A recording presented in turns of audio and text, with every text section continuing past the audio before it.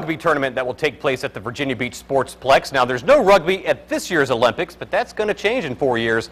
Sportswrap's Lucia has more on rugby's growing popularity.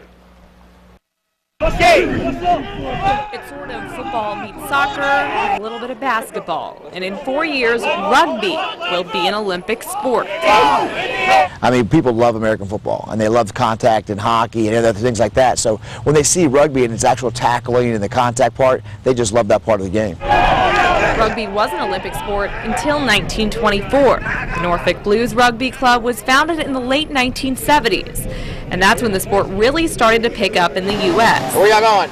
Chris Porter, who plays for the Blues, says he's happy the sport is finally getting the respect it deserves. I think recognition is a great word for it. I think it's going to be a fantastic opportunity for Americans to see what rugby is all about and to see how exciting the game is.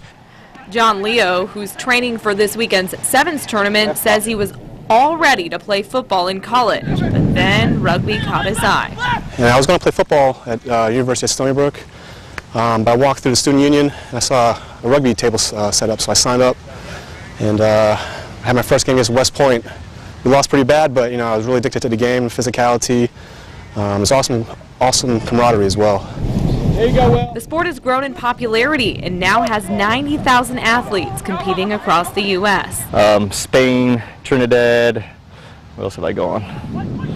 A couple other places, can't remember off the top of my head, but yeah, so I did a little traveling. Ed Stockton has got a taste of elite level training with the U.S. national team. Playing on a couple different teams around the area, which gave me a high level, and I ended up making our USA national squad for a brief time in 2007. And now these athletes are just excited their sport will be on a world stage. I consider it probably the hardest sport to play.